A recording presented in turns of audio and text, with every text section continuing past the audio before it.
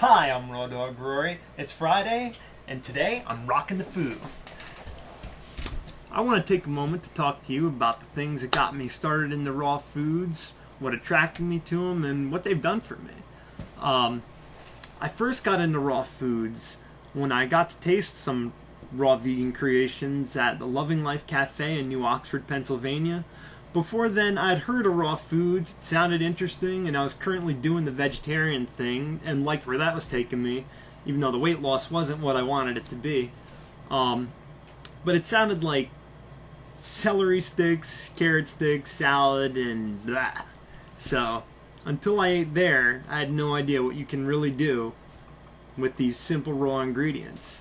And I actually had these walnut and mushroom tacos in a corn tortilla with made with ground flax seeds, fresh guacamole and salsa and chips and even a mock sour cream.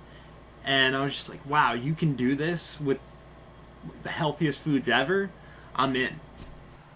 I started doing some research on YouTube and online and just started coming across all this awesome information about raw foods and all these people that were having these amazing experiences, more energy, clear thinking, clear skin, healing all kinds of diseases and health issues, on top of just weight loss and getting in the best shape ever. And that just got me really, really geeked up about raw foods even more. So I decided to start tweaking around raw foods in May of '07. And when I first started, I was 260 pounds. I had some conditions with food allergies. Dairy and wheat made me congested. I didn't know for sure it was dairy and wheat at the time, but later on realized that. And when I first started out, I'd say I was about 70%, 75% raw was my goal.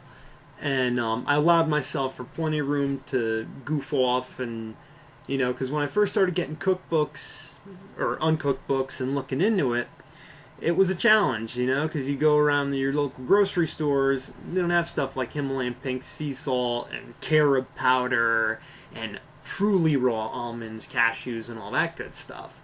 So that got a bit annoying, and was going hardcore with it for a bit, and then realized, it was getting frustrating and I needed to make some changes and throw my own 2 cents in there and just eat what I wanted to eat.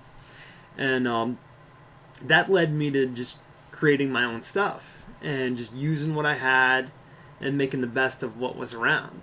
And if this meant using coffee as a base for my superfood smoothies to help myself get over my soda addiction, then oh well, that's what I did.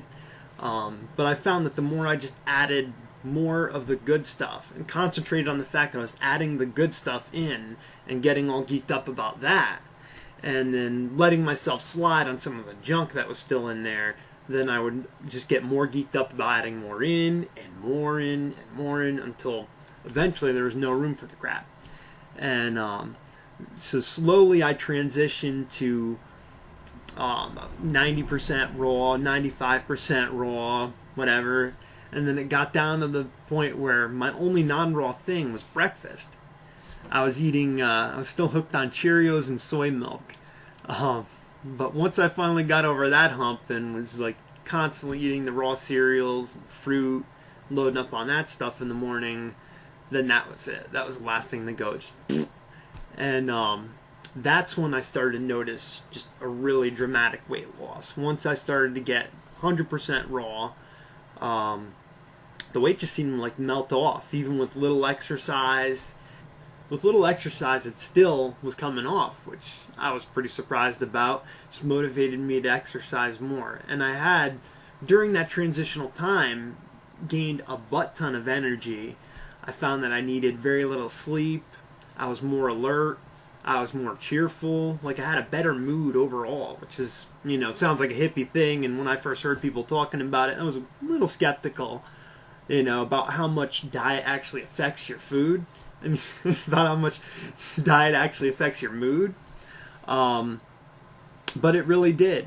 And then, when it was all said and done and I'd been 100% raw for a while, I got down to about 170 pounds. So I'd lost 90 pounds, gained a butt ton of energy, felt a lot better than I ever have, even back when I was a teenager. And I rarely get sick. I find that, people around me are suffering from colds and flus, strep throat, you name it, hacking their brains out right next to me, thanks a lot. And, it just doesn't stick to me. So that's pretty neat. It was very gradual though too. Don't be surprised if you're only 2 months into it and you still got to worry about stuff like this. Give yourself time.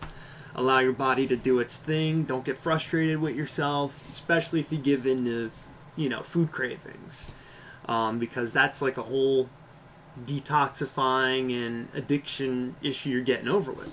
I mean, even me, when I went through my challenges, I had to deal with going through life without that cooked food induced haze to like blur the edges, because it really does that to you, or for you, however you want to look at it. And when you go raw and you're just eating that pure food, you're gonna just be seeing and experiencing everything in like a whole new light. And so those are some of the challenges I went through, getting to where I'm at with the raw foods, and some of the things that helped me. And my advice to anybody out there struggling with their raw foods is to be creative, relax, give yourself some slack when it comes to making food choices, and just stay geeked up about the reasons you're doing it, the benefits you're feeling, and the benefits you want to feel, and your goals. And just concentrate on that. Don't dwell on the negative so much. And that'll help you kind of coast through into the next level of your journey. But what I want to know now is, what are some of the things that you do to help yourself overcome challenges in your raw food challenges? See ya.